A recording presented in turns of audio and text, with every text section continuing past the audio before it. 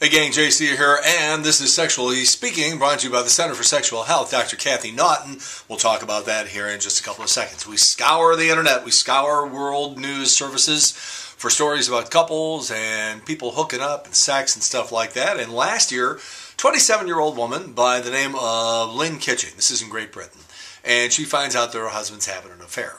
So she tries to set up the mistress by staging all of these crimes and assaults and everything and threats and making it look like it's the mistress who's responsible for it.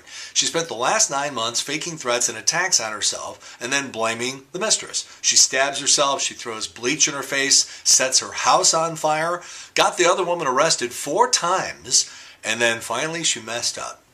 She wrote something on the mirror of her house, making it look like the mistress broke in and wrote a threat in lipstick on the mirror.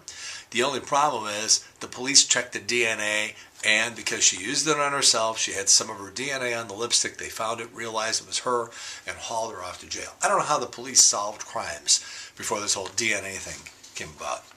Well, do you ever try to text somebody and you're writing really fast, and you're punching in those letters, and then the autocorrect takes over? And sometimes it changes a word to something else, and it's not the word that you had in mind. Well, there's a whole website dedicated to this now called damnyouautocorrect.com. Basically, it has the actual text screen images of when your autocorrect takes over. For example, this guy says, "Be warned, I'm dumping you when I get home." And the woman texts back, "Well, fine with me. I was thinking we could use some time apart anyhow." And the guy reads it and texts back, "What are you talking about? I just got auto-corrected. I meant to write that I was jumping you when I got home, not dumping you." And the chick writes back, "Well, that's sort of awkward, isn't it?" All right, speaking of awkward, Center for Sexual Health, Dr. Kathy Naughton.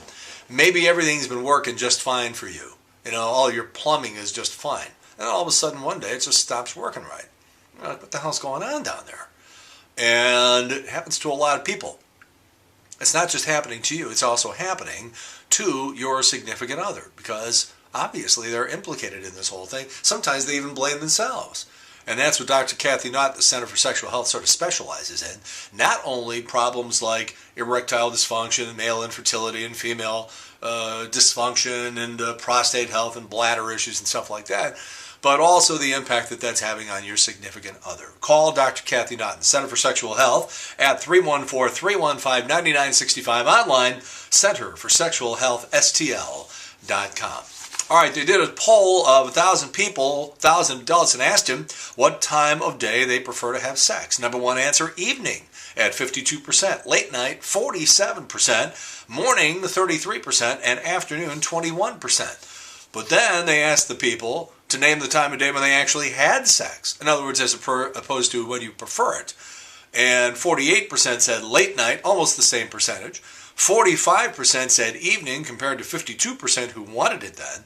26% said morning compared to the 33% who wanted it then. And 13% said afternoon compared to the 21% that actually wanted it then. The discrepancy between the people and what they want and when they get it is the same old culprit. It's schedules and trying to find time for things. One of the doctors involved in the study basically said, hormonally, our highest time for arousal is early morning for men and afternoon for women. It's amazing we ever get together as men and women, isn't it? All right, that's it, Sexually Speaking. And we update every Monday and Thursday here at jcontheline.com. We'll see you next time.